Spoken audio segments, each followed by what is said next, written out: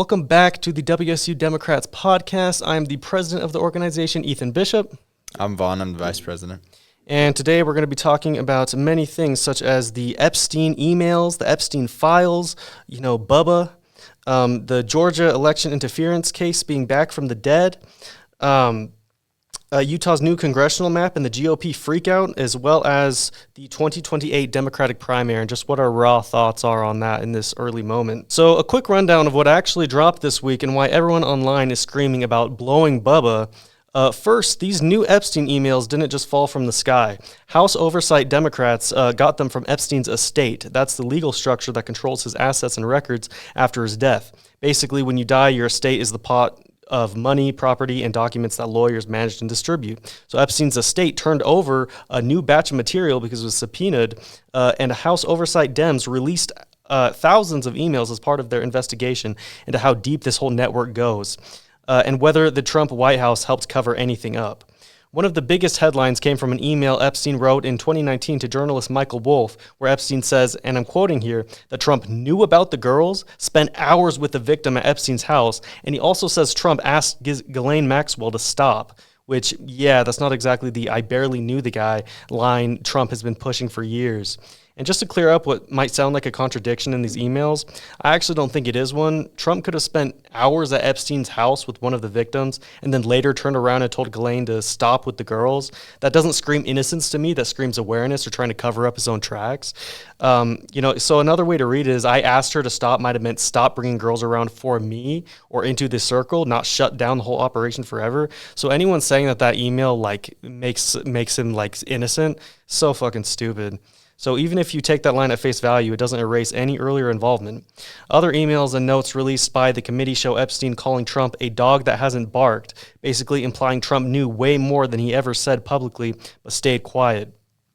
Now, to be clear, these are Epstein's claims in his own words. They're not a court verdict, but they directly contradict the fairy tale Trump's been selling, where he's just some random guy that happened to be in a photo once and bravely banned Epstein from Mar-a-Lago out of pure moral courage, because there was a story at one point where Epstein was trying to go after underage girls or something, and then Trump banned him from Mar-a-Lago or whatever, and it's just so stupid and obviously not true. Just look at what Trump said, and that I think is one of the biggest pieces of evidence that he actually did do this, and when the Epstein files are released, it will reveal many things about him if they're not redacted or heavily edited, is how he was talking about going into the beauty pageants that he owned, and he said because he could own them, he could go backstage and there's underage girls undressing and that kind of thing.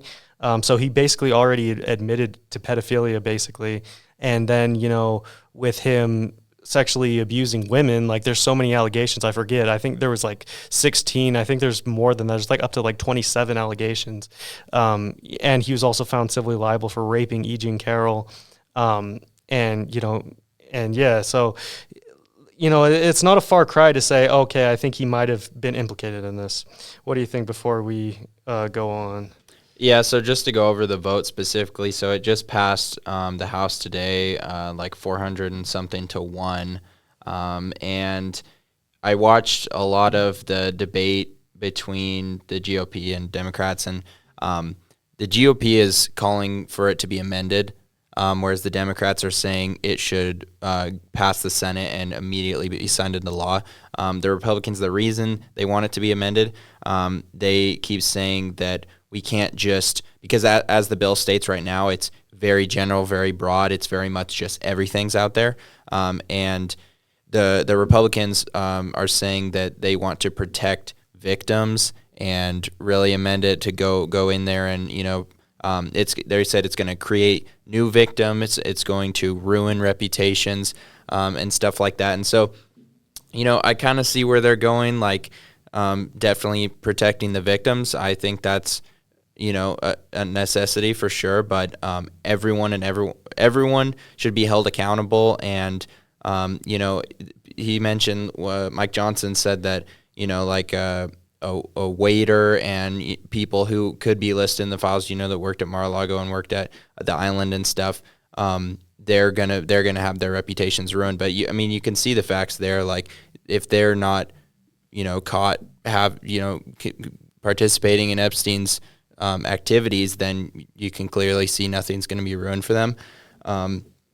And I also think that this could be a play to buy more time, and that could be done, like obviously the president is very, back and forth on this issue. He says they don't exist.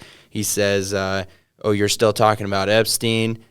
He says the whole thing is a hoax. And then over the weekend, he flips because he realized everyone's going to vote to pass it. And he says, if you get it to my desk, I'll sign it. So he can actually release it right now because he was subpoenaed. That information was subpoenaed. He could sign it and release it today, but he is choosing not to. And I think the GOP is wanting to amend this to continue to buy him more time, whether that's to redact his name for the files or, whatever it is they want to pull. I think that's the main reason behind it. And I think that's a good point. And honestly, the fact that they're asking for an amendments in the Senate, when the Senate, obviously, like all the Republicans in Congress, they'll just do shady stuff. They wouldn't ask for an amendment in the Senate. They would just try to amend it in the House because that's something they can do before it passes. Why would they vote for it if they think it needs to be amended? The only reason they did is because Trump said, I think House Republicans should vote to release the Epstein files. That's the only reason they did. I think it probably would have passed, but pretty narrowly. I think 6 or 7 Republicans, maybe a little more, were signing on to Democrats before Trump said that. And then, and honestly, what I think his motive was for saying, I want them released, is just, I think he wants them to go away as soon as possible because he knows it's destroying his approval rating and it's destroying the MAGA movement. I don't think there's anything that has fractured MAGA like this has. That has actually made a lot of people say, wait, that's fucked up. Because Trump fucking ran on releasing the Epstein files. And then also, Elon Musk, I think what he said a while back when he was beefing with Trump hella hard, he said, the reason why Trump... broke up. Yeah, when they broke up, Trump didn't release the Epstein files because he was in them. And then he also said something, because when you talk about and we're going to talk about this in a minute, about him blowing Bubba or whatever. And then because Elon Musk also literally said, oh, it must be hard to talk shit with a dick in your throat.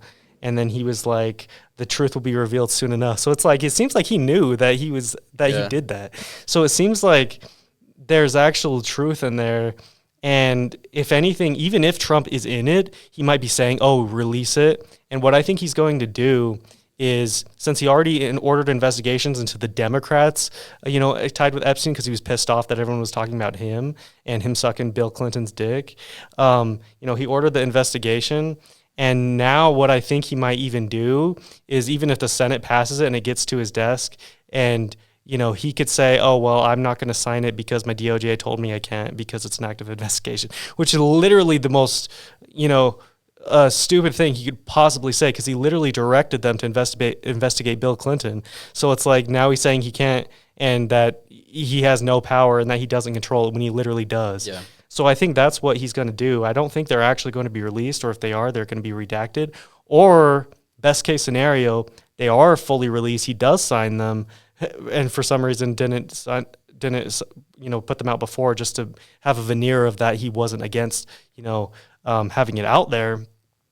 But in that case, I think the motive there is just he wants it to be out and then done as soon as possible. He knows it's going to haunt him, but he also knows that with time, anything can be forgotten.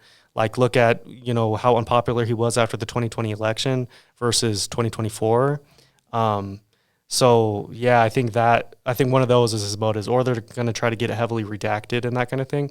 But I'm pretty confident, that the government, even though they're the government, I don't think that they'd successfully be able to redact shit and make it look like they didn't, or make it not look suspicious. If they do redact stuff, they're supposed to have a list of all the names they redacted, and then that's obviously not made public, but then people in the government can see that list. So and another thing is they can try and remove Trump's name from a lot of things, but they redact it, and you can tell from context clues who it really is sometimes, and that might even make it worse. You might just assume it's Trump. Yeah, true. And I think Pam Bondi, the reason she flipped originally on this is because she took a look at the files, and Trump's name is probably listed in there more than anyone else. His name is smeared all over the files, the entirety of them. So I think I was worried about that, that they would come out and there really wouldn't be anything on Trump. But I really think that's impossible because of how connected he was with Epstein.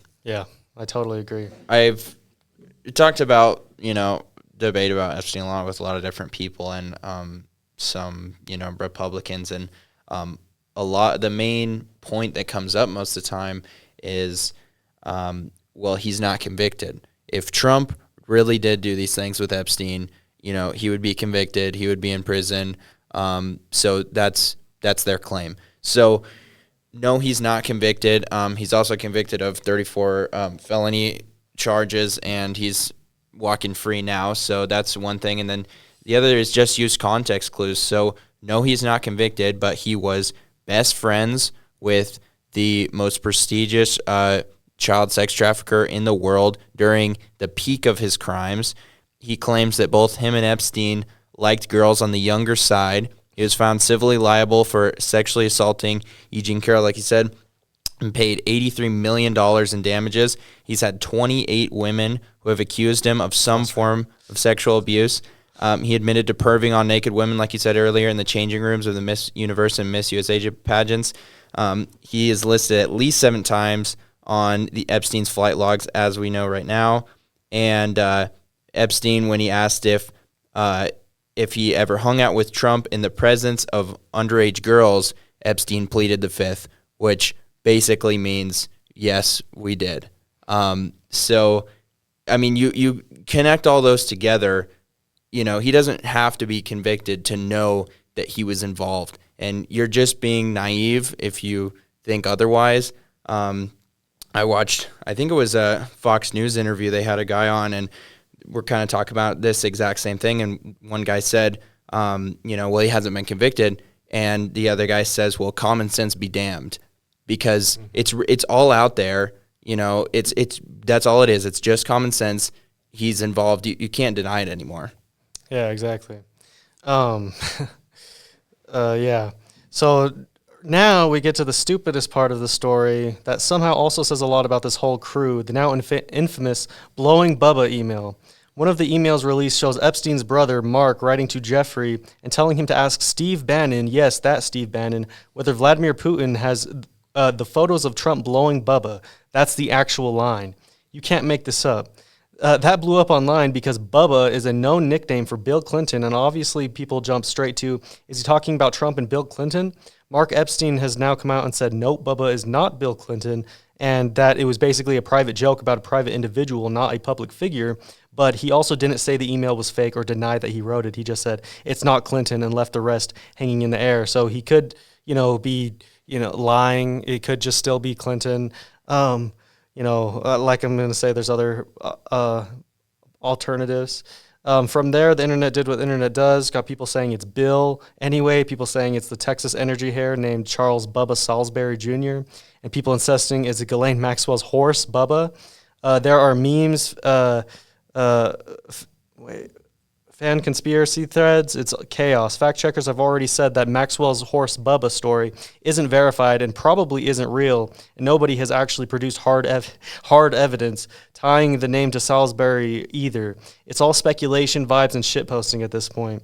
So basically, to say that, the horse story probably isn't true, I'm glad, because that's the only reading of the situation where I think it would actually be very bad. Because if he actually did suck Bill Clinton's dick and it was all consensual, and it's all, because honestly, Trump says that he never takes drugs, and a part of me kind of believes him. He just kind of seems like the type that he wouldn't even need. He's just such a narcissist, and he wouldn't even want to. He might take some pills or something, but nothing that gets him super high, I don't think. So and maybe same goes, well, actually maybe not. I don't know enough about what Bill Clinton does in his partying times. But yeah, I mean, if it was that, it was Bill Clinton and Trump, I mean, that's embarrassing for Trump, and it makes a lot of things a lot funnier when you look at the 2016 election. But, it's not necessarily morally depraved, but yeah, I don't know. Do you have any thoughts on that? I think the small elite are a bunch of total freaks that we're just slowly learning more and more about. And I think I was talking to my roommate. I think it'd be really funny if, I mean, I guess funny is probably not the right word, but after all the files come out, we realized that Trump just did a bunch of guy-on-guy stuff instead of with underage girls, which would be, obviously terrible too. But just kind of going off of that one quote, I guess it's a possibility. I don't know. We'll see. Yeah, I mean, it doesn't even really matter if he did. I think that's fine. I think he should be open about it and just accept himself. And I think you're so right. That's actually something I wanted to say, so I'm glad you said it.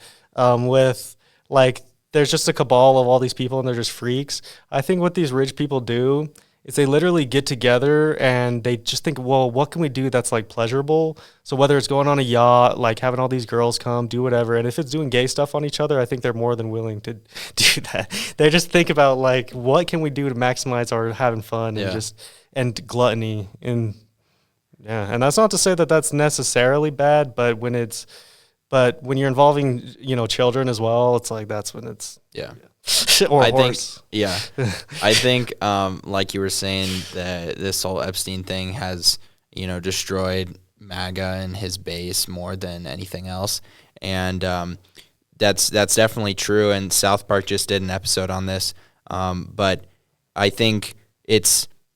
I mean, I don't know.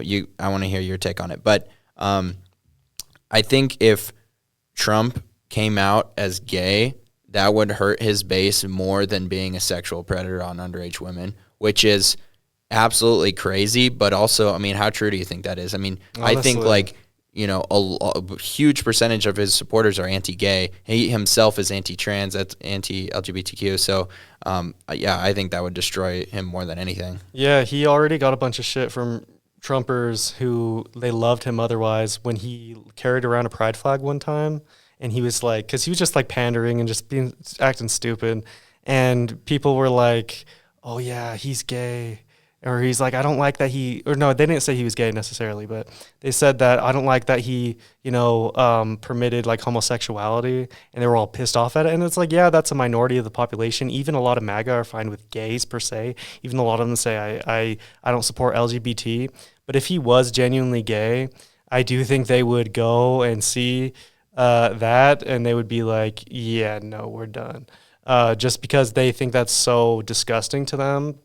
A lot of just the far right, Christian nationalist base, that's totally what I think they would do. I don't think they could really look at him the same again. And honestly, part of me feels like even after the whole blowing Bubba scandal, I think already there's a little bit of that where they're like everyone's talking about him sucking dick, and they're just getting so like pissed off and demoralized by it. And there's also like, especially, we could talk about this a little bit more, like how Marjorie Taylor Greene, like how they're not a thing anymore because she was supporting the Epstein files. Yep. She also just was going a little bit more left. And I actually have my theory for that, is what she's trying to do. She's trying to distance herself from MAGA because she's trying to run for Senate. And Trump told her not to run for Senate because he knew she'd lose to incumbent Senator John Ossoff. But I think that she looks at the numbers and she looks at what kind of Republicans win in Georgia, and it's not MAGA Republicans, like Brian Kemp, the governor there, and all the other MAGA candidates have just lost other than Trump in 2024, but that's kind of an outlier. So she thinks she has to moderate and do that even if Trump doesn't like her, and that'll help her win. And honestly, she might be right because she still is very, very MAGA. She just is for releasing the Epstein files and doesn't have a lot of the baggage behind her. Yeah. So I think that she really could be a lightning rod against Trump if she actually does go full send. And if he said he's going to back a primary opponent for her, and unless she runs for Senate, she's going to be bitterly attacking them, or she's going to be bitterly attacking the Trump line candidate for Senate too. Yeah. I mean, I think things are definitely changing when I find myself agreeing with Marjorie Taylor Greene, who thinks that weather is, created by the government, whatever bullshit she thinks. Jewish space lasers. Yeah. That was really cool to see her say that, and just for the release of the Epstein files. Another thing I wanted to say is just kind of going along that line, when the craziest people are criticizing Trump. You have Epstein, who was, again, the worst, who ran the worst child sex trafficking ring the world has ever seen, possibly. And, Epstein, in these emails, we see him, he's saying, quote, Trump is borderline insane. He said that being said, Donald is fucking crazy. I told you that. He also said, I have met some very bad people, none as bad as Trump, not one decent cell in his body. So yes, dangerous. So when you have such, you don't even have words to describe how bad Epstein was. This guy is saying that Trump is a terrible person. That is so bad for Trump. He's definitely punching the air when he read that. And yeah. Yeah, I mean, saying that he's the worst person, like, I don't know. And also with the email or whatever that said he spent hours with the victim, I just imagine, and I don't know how skinny he was back then. He was a little bit skinnier, but I just imagine, just his bloated body just on top of like a 13-year-old girl, and it's just so disgusting. And I just can't get that image out of my head. And I'm sure that's probably what he did a lot, and he just did so much gross shit and depraved, just disgusting. And he's probably not only talking about trafficking or molesting children if he's saying that he was that bad. He's referring to some other stuff. So there's probably some other stuff in there. Yeah. I don't even know. So to go off of that quote, I want to talk about that. So he spent hours with the redacted name of the victim at his house. So the Democratic what is it? House Oversight? Yeah, House Oversight Committee. They released House Oversight Democrats. Yeah, they released that, all the emails with the name redacted, and then Republicans came out with the unredacted name, who's Virginia Giuffre, and the reason they publicized that name is because it's good for Trump. So they said, so the quote says that she spent hours at his house with him. And she's also said that she never saw or witnessed Trump participate in any activities with Epstein, and she said that Trump couldn't have been friendlier. So they came out and unredacted her name to say, like, hey, she was a victim of Epstein, but she never saw Trump do anything. So that's good for them. It definitely, there's lots of people who have said otherwise, and she just happens to be one that didn't see him personally do anything. She was more with Epstein, I guess. But, I just wanted to point that out, that people are using her to, kind of prove Trump's innocence. Yeah, and honestly, they might have just used that as an opportunity because, did she say that they could release her name, or did... I don't think she did, because they also, like I said earlier, they're all about protecting the victims' names and amending this bill so that they can go through and protect victims, but they just came out and unredacted her name, I'm assuming without consulting her, because it helps their party, so it's really just protecting victims only when it supports Trump, only when it protects him and helps them out. And I wouldn't even be surprised if there was something nefarious going on, like where she expects some kind of preferential treatment for saying that, whereas maybe he did actually sexually abuse her and she's just not saying it. I'm not here to say any, survivor is lying necessarily, but we have to consider all possibilities. Yeah, totally. And same goes for whatever someone says, Mark Epstein, anyone. They could all be lying. So you need to look at, the context clues and all this kind of shit. And, that's not to say that, there's going to be some things in some, emails or something that might seem to not implicate Trump, but then you have to look deeper and see, well, what else did he do? Because even if he didn't do it in one instance, there's a million other instances where he could have done something, and a million reasons why you think that he would. Yeah. So there's a lot of unanswered questions, and hopefully we'll see a lot of those answered pretty soon when they get released. But another thing I want to bring up, you said special treatment. So Ghislaine Maxwell, I'm sure you heard about this. So she was at some high security prison that's typical for people convicted of her, that serious of crimes, sex trafficking and all that. So she had a 2-day meeting with Deputy Attorney General Todd Blanche. Todd Blanche is an attorney who represented Trump in his 2024 hush money case. So that's the connection there. So she had a 2-day meeting with Todd Blanche, and then she was transferred to a quote unquote country club of prisons, and at this country club of prisons, she's received a ton of special treatment that is extremely rare and doesn't make any sense in all the cases. There's an instance where allegedly she was given a puppy to play with, just crazy things like that. And so all these unanswered questions, what kind of quid pro quo did she work out with Todd Blanche to get this special treatment? Did she say she's not going to speak out against Trump? What kind of deal did they make? Hopefully we see an answer to that or some, leading up to it.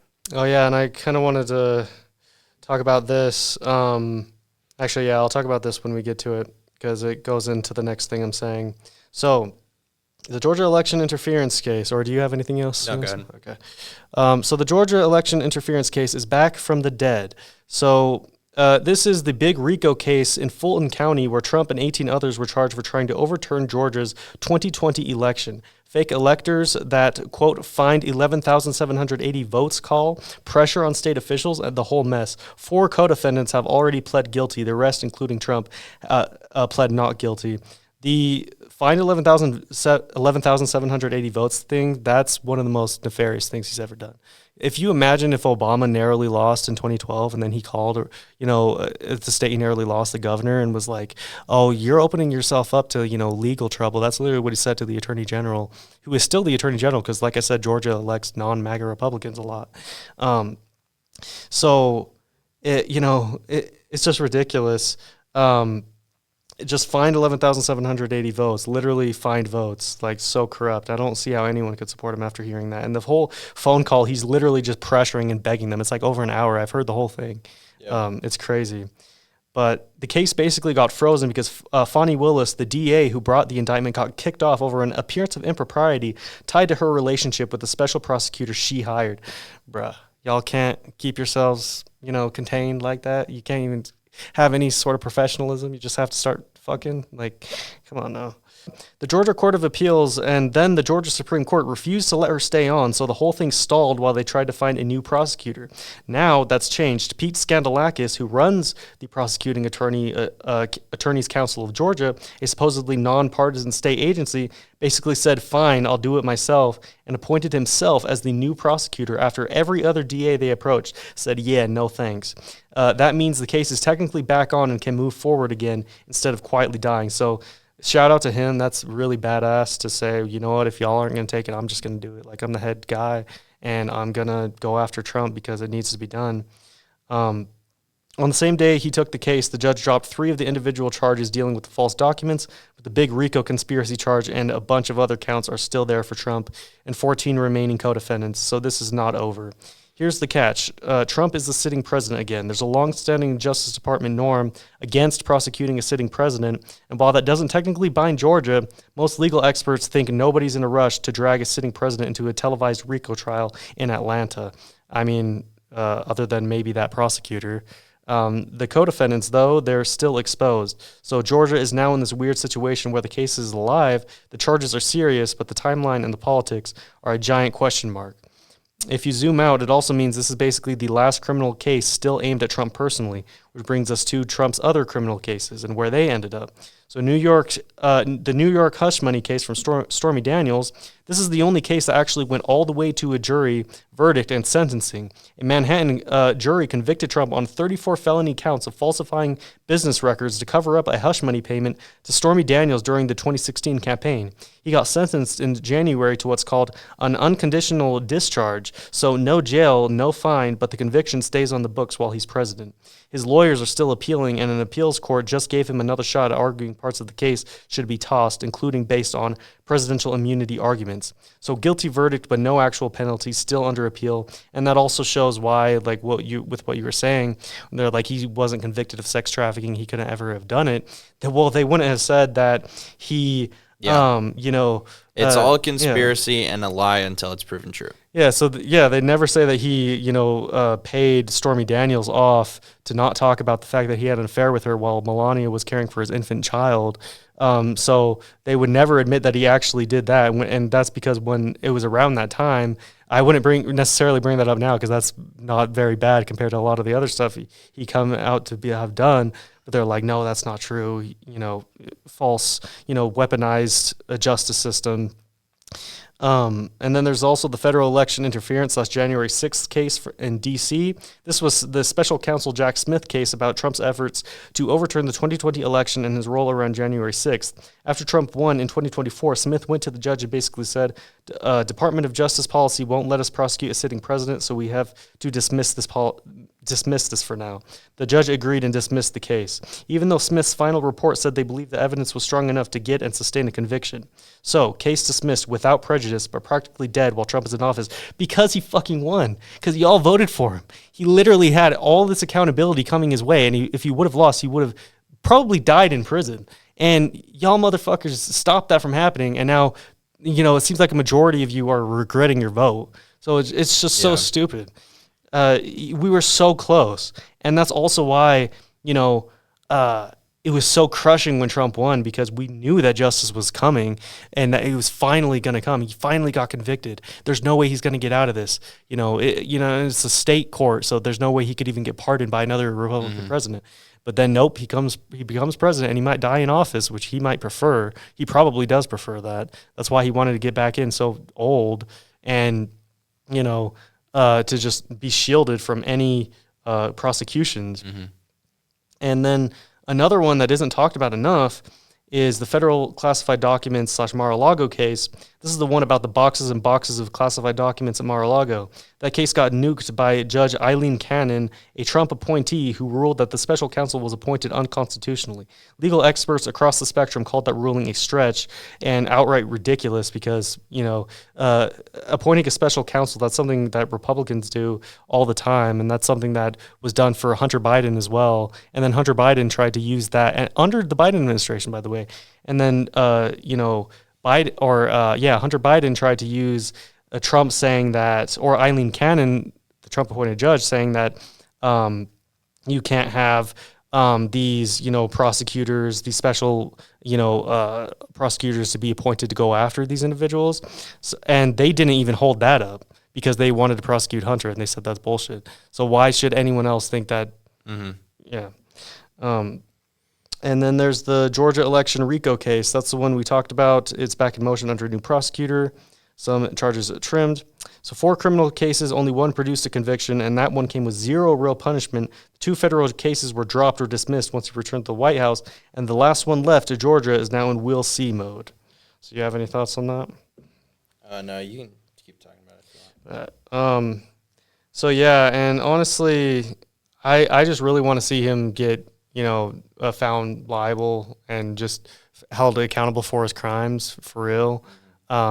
It's just absolutely disgusting that he's got away with all of this shit that literally no one else in America has gotten away with. Getting convicted on 34 counts, you don't spend a day in jail. What the fuck? Mm-hmm. Yeah, and it's not even about him personally being convicted and being held accountable, not just that, but it's about sending a message to people in power that you are not a god, you are not immune from prosecution, and he's proving the opposite of that. So hopefully, we'll see something happen. And you mentioned Hunter Biden and that whole scandal, and I just wanted to bring up that also when I watched the House discuss the vote on the Epstein files, there's a lot of so the Republicans do a lot of finger pointing, and the Democrats call for everyone to be held accountable, not just Trump, not just the Republicans. Trump is saying release the files. We need to investigate J.P. Morgan and Chase and these blue guys, but not myself. And the Democrats are more saying sex trafficking should be a nonpartisan issue. You should not.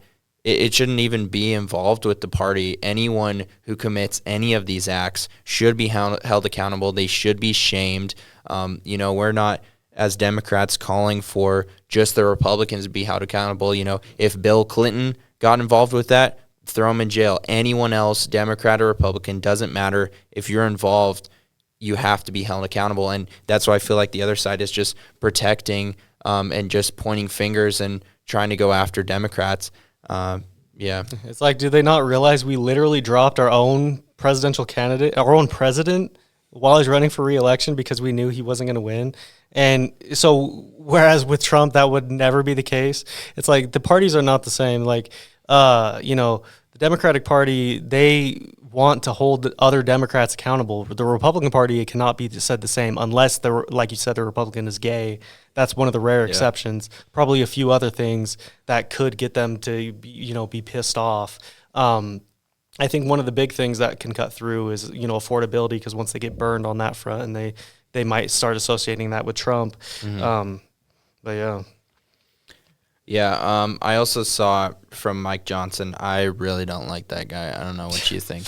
I hate that guy. Yeah, he's very, very hypocritical. He was saying that the Epstein files is not the most pressing issue right now, that after the Democrat shutdown, we should, get back to important legislation. And Representative, I think, from Maryland said that this is important legislation. Holding people accountable is very important. And, Mike Johnson said that voting on the Epstein files and putting all this time into it is taking away from helping decrease healthcare costs, grocery costs, and national security, which I think it just doesn't make any sense. You're worried about decreasing healthcare costs. Healthcare premiums are about to double for the average American, for 22 million Americans. And another GOP representative said that we're using the files to distract from Trump's wins in his first 11 months. He said wins. So when he means wins, does he mean the rollback of transgender and LGBTQ rights? Does he mean the eliminating and diminishing of environmental practices, destroying the planet? Does he mean the large-scale firings of the federal government that many people in charge of, including Pete Hegseth, cannot name a single reason why they fired someone? Does he mean defunding public media and attacking the First Amendment by threatening lawsuits and legal consequences to anyone who publicly opposes him? Or does he mean eliminating DEI initiatives and in some cases stripping U.S. soldiers of their full retirement benefits, and also defunding gun violence protection, which I will argue is the complete opposite direction we need to take on one of, if not the most pressing issue in the country? So I don't know what wins he's thinking of, but all these things, none of them are close to wins. He's done absolutely nothing. He's only made the country worse. And, we're not distracting from anything. We want justice for the victims of Epstein, and we want, affordability and to take care of Americans, put Americans first. Yeah, exactly. All right, so now let's bring it back to Utah, because our state is quietly at the center of a huge national redistricting fight. For years, Republicans engineered the congressional map so Salt Lake County, which leans blue, was sliced into 4 pieces and drowned in red rural areas. All 4 of Utah House seats are held by Republicans. That was by design. Back in 2018, voters passed Proposition 4, the Better Boundaries Initiative, to crack down on partisan gerrymandering by creating an independent redistricting commission. The GOP legislature later gutted that, turning the commission into a purely advisory body and then passing their own map anyway. Last year, the Utah Supreme Court ruled that lawmakers violated voters' constitutional right to make laws when they basically kneecapped Prop 4. That's the backdrop of everything happening now. Fast forward to this month, Judge Diana Gibson looked at the legislature's new map and said in plain language, this thing unduly favors Republicans and disfavors Democrats. She also heard expert testimony showing the GOP map was an extreme partisan outlier, like more aggressively pro-Republican than over 99% of neutral simulated maps. So she tossed it and picked a map submitted by the League of Women Voters and Mormon Women for Ethical Government. So what does the new map actually do? It keeps most of Salt Lake County together in a single district instead of slicing it, and creates one Democratic-leaning seat. Well, Democratic-leaning is understatement. It's about 24 points Democratic, according to the Cook Political Report and other analyses. And 3 Republican-leaning seats, 3 safe seats. I don't know why I put that. That's it. Utah still has 3 safe GOP seats. Republicans don't lose the state. They lose the ability to lock in a 4-0 map forever in a 60-40-ish state. So how did the Utah GOP respond? Exactly how you would expect. You've got Republican leaders calling it judicial activism and government overreach, claiming a single judge and some leftist advocacy groups hijacked the Constitution and stole the legislature's redistricting power. Governor Cox put out a statement saying that the Utah Constitution clearly gives redistricting to the legislature and that no judge or advocacy group can usurp that authority, while still saying he'll appeal instead of just ignoring that ruling. You've got Representative Matt Macpherson literally opening a bill to impeach Judge Gibson for a gross abuse of power because she enforced a voter-passed anti-gerrymandering law and a Utah Supreme Court decision that said the legislature screwed up. And then on top of the political whining, there have been actual threats of violence against Judge Gibson and even the court itself and the court staff. It got bad enough that the Utah judiciary issued a rare public statement confirming the threats and basically saying this is dangerous, it undermines the rule of law, and it has to stop. Here's the part we need to be super clear about. The legislature is not some untouchable monarch. The whole point of a constitution is that courts get to review whether what lawmakers did actually follows the constitutional. That's not judicial activism. That's literally their job. Voters passed Proposition 4 to curb gerrymandering. The Utah Supreme Court already said lawmakers violated voters' constitutional rights when they gutted it. Judge Gibson is applying that ruling, not freelancing her own policy agenda. The new map still gives Republicans 3 out of 4 seats in a deep red state. If your position is that even 3-1 is unacceptable, that's not a complaint about process. That's a complaint that voters in Salt Lake City are allowed to exist as a community of interest at all. So when you hear Utah GOP leaders scream judicial overreach, what they're really mad about is this. For once, they don't get to rig the map so thoroughly that Democrats are locked out of representation no matter how people vote. And that is true that we're about a 40 to 60 state, especially now. Look at what Kamala Harris got even in an election where she dropped 10 points in some states compared to what Biden got. And she got basically the same as him here. So, yeah, we are about a 60 to 40 state. We should have, at least one congressional district, period. Yep. And it makes sense for it to be part of one district. Yes, I kind of wish they would have just swooped Weber State. But, yeah.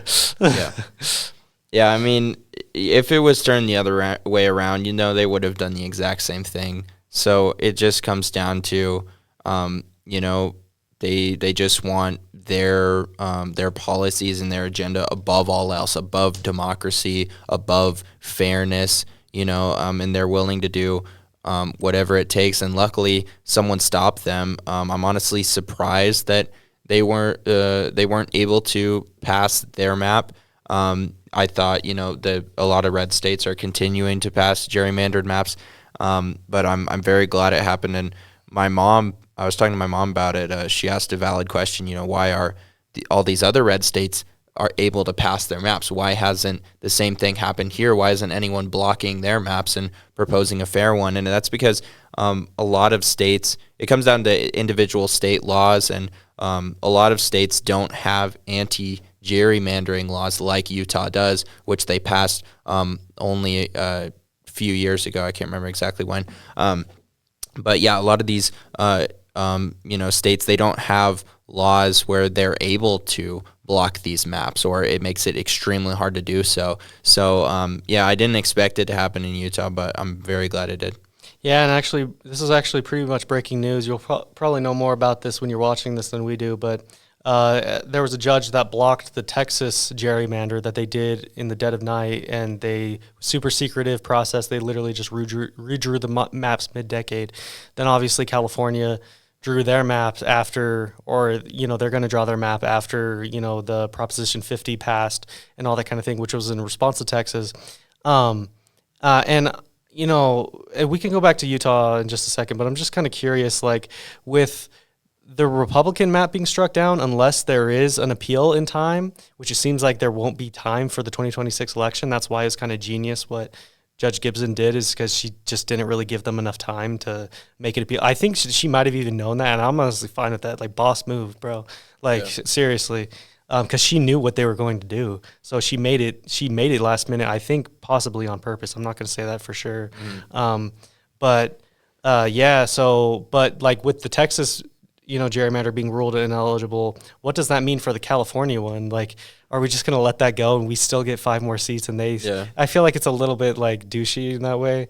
But honestly, like the Republicans deserve it with how much they gerrymander, and they historically have gerrymandered much more aggressively than Democrats. Yeah. But yeah, I don't know. Yeah, I mean, a lot of GOP congressmen are getting on California and these blue states for gerrymandering. It's like you did the exact same thing. Your red states started it and are doing the exact same thing. I don't understand how they can call these blue states out for doing exactly what they have done. And then, I mean, if it does get overturned in Texas, I think California will probably keep it. I think we should keep it because, the Republicans during Trump's whole administration, they have not played fair, and it doesn't mean that we have to if things go our way for once. So I think, I think if it were to be overturned and then maybe the other red states kind of stop trying to pass new maps, then we can stop as well. But I think if it gets overturned in Texas, it should definitely stand in California.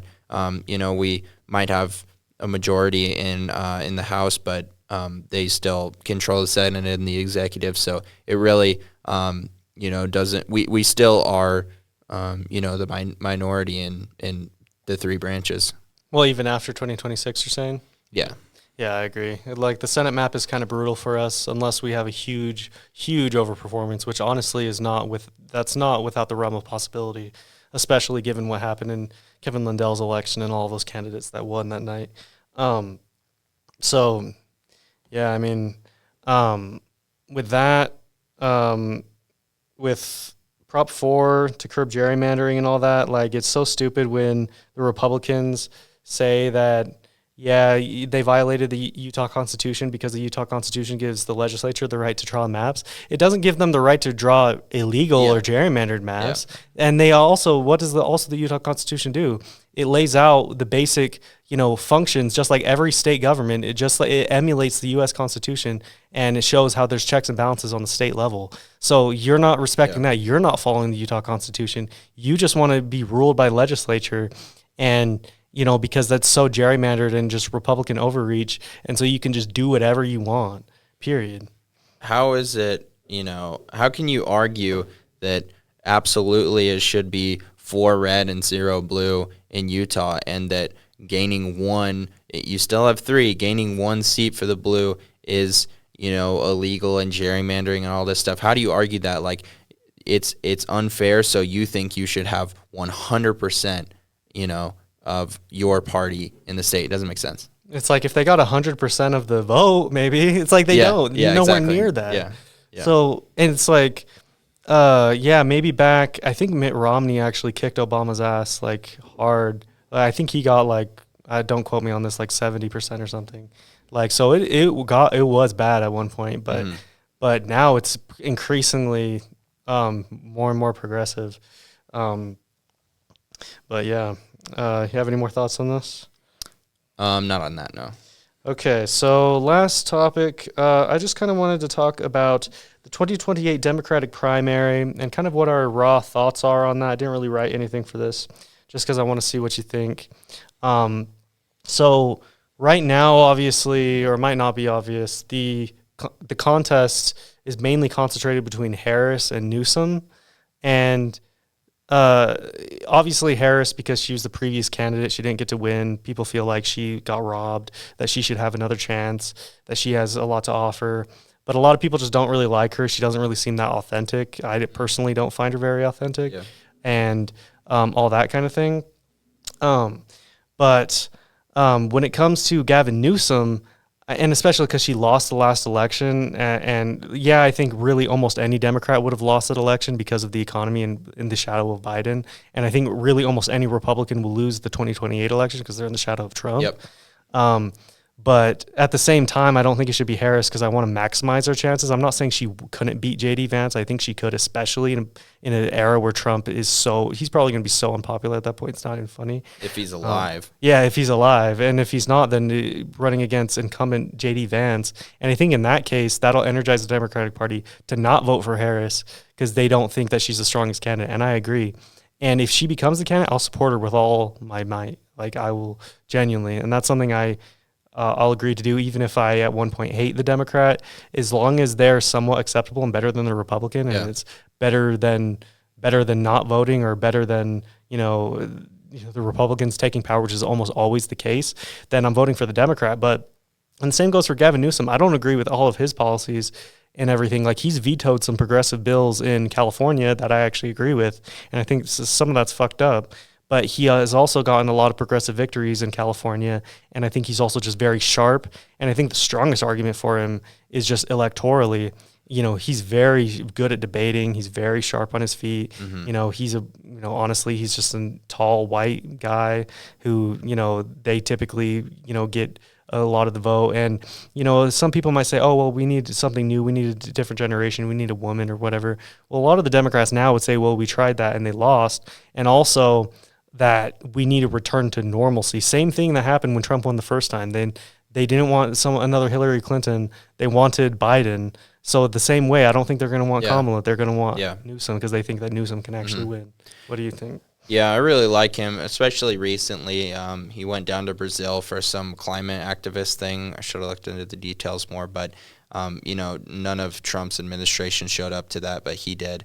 And climate activism is a big thing for me, taking care of the planet, keeping these regulations on drilling oil and gas in Alaska that the current GOP congressmen want to deregulate, so we can just kind of, get more from that and just kind of not care about the environment and wildlife and anything. So anyways, that's a big point that he's made. He cares about a lot, so that's pretty big to me. And I think, off the top of my head, I think I agree with you. I think that he would have a better chance than Harris. We'll see. He also hasn't formally announced that he's running yet, but I really hope he does. He said that he's considering it, and he's honestly the type of politician where I don't think he would flagrantly lie. Yeah.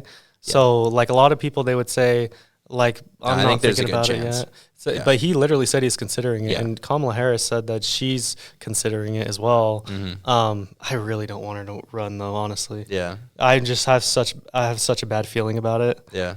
Like, I think it should either be Newsom, or if another candidate comes who I think is based and is fucking on fire, I'll switch from Newsom to them. Like, I'm willing to shop around and see like what other Democrats are there. But out of like the prominent ones right now, it's Newsom by a landslide. Even, maybe a little bit ago I would say AOC, but even that, I think that's too much of a risk. Yeah. Yeah, I think Newsom's pretty grounded and, not so radical, I guess. That might not be a good word, as AOC and some other people that kind of cause an upset and are a little more, loud with their voices about certain things. And I think, with Kamala Harris, a lot of Republican people, they just have this bad taste in their mouth when they think of her, and I really don't think there's any undoing that. So I think a lot of people, they just know Newsom as running California, and they, people can have their opinions on that, but they don't really know too much about him for the most part. So I think coming with that clean slate in terms of, running for president, I think that's a good thing. Yeah, and just a clean slate is so important. Like when you look at what happened, in the Biden era, we just need to distance ourselves from that because we got fucked in 2024, and we honestly shouldn't have put him up again. Like, I supported him because I knew he was the incumbent president and he'd be better than Trump, and that supporting him was the only way that we'd prevent Trump from getting back in. And I tried my hardest. I post probably hundreds of videos on social media, just curated, literally using an AI, video maker taking his long form speeches and turning them into short little clips. And some of them are badass. Like I put good music behind them, like everything. Yeah. And it actually sounds pretty good. Yeah. But at the same time, we shouldn't have to do that and try to prop up a candidate like that because we have to. We should have a better candidate. Yeah. And I think that's also how people felt with Zoran Mamdani. They don't just have someone they can tolerate or they're fine with. They actually want to vote for him. Same for Kevin Lundell. I mean, it absolutely sucks to live in a country where, you know, democracy is so incredibly important, yet you have to choose between the worst of two evils. And I feel like that's been so many people's opinion for a long time now. So I think, having someone you genuinely care about and really agree with and really want to support, it's really refreshing. It makes everything better when you actually care about, you know, what they stand for. Yeah. I wanted to bring up something else really quick, a different note. So I think, bottom line, we should stop allowing criminals into the White House, whether that's domestic and we elect them, and that's also foreign. I don't think, you know, Netanyahu should be welcomed into the White House with open arms. And then also recently, on November 10th, just a little bit ago, Ahmed al-Sharaa, who's the president of Syria, was welcomed into the White House. So this guy is a former member of Al-Qaeda, and he had a $10 million bounty on his head until December of last year. And he is also very likely to have killed U.S. troops or ordered the killing of U.S. troops as a member of Al-Qaeda. And then now he's did this whole rebranding thing. Now he's the president of Syria, and we just welcome him into the White House. That sends a message, you know, that people like this shouldn't be given a platform whatsoever. They should not be welcomed into our country. They should not be, you know, negotiated with on friendly terms like we're doing. And then also with Mohammed bin Salman, also MBS people call him. He's the Crown Prince of Saudi Arabia. He was welcomed into the White House today. And he has been accused of ordering the hit on Jamal Khashoggi, who was an anti-Saudi journalist who took refuge in the U.S. and who wrote for the Washington Post. He was very much anti-Saudi Arabia. He was in some European country, I can't remember where it was, to get some marriage documents figured out to marry his fiancée. And he never came out because a team of 15 individuals working for the Saudi Arabia government, they went in and they killed him. And if you look at the details, it is so blatantly obvious that they killed him. It's not like Sam Altman, OpenAI, they killed the whistleblower. Like, that's obvious, but, you know, they ruled it as suicide. That's iffy. But this is like, they brought, of the 15, they brought a doctor with a bone saw because they knew they were going to kill him and cut him into pieces, and that's exactly what they did. And there's audio of the whole thing, and it's just so obvious. And obviously, this guy MBS of Saudi Arabia, he denies all allegations, but we have evidence from the CIA, the UN, and Turkish officials. They all say that he was involved, that he ordered the hit, and yet he's just able to, come into the White House and shake hands with our highest authority of the country. I don't think these people should have any power given a platform, or we should support them whatsoever. Yeah, not only that, I think that, honestly, with some of these countries where, and a lot of the right-wing people say this to hate on all Muslims, they throw gay people off of buildings, they do all this and that. And it's like, yeah, that's stupid to try to levy against Zoran Mamdani or all Muslims or say that, they all do that or whatever. But they still do very many terrible things in a lot of Muslim-dominated countries, like child marriage, child genital mutilation. Like you said, the governments can be extremely corrupt, just killing their opponents and all that kind of thing. And honestly, I think that the U.S. should take, and this might even make me a minority among my party, but I think they should take a more aggressive approach.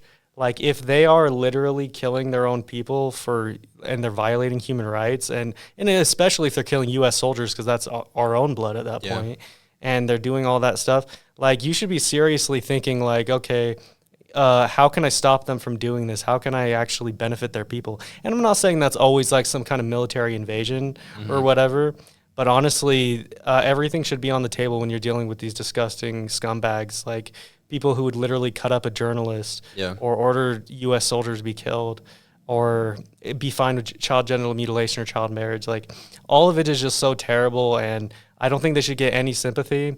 And just like how USAID, like, which Elon Musk cutted, which I also kind of wanted to talk about that at some point, like how that is already estimated to kill like millions of people at this point. Yeah. Like, I think we need to have that, but we need to have something like that with a little bit more teeth to it to where we can actually try to enforce it.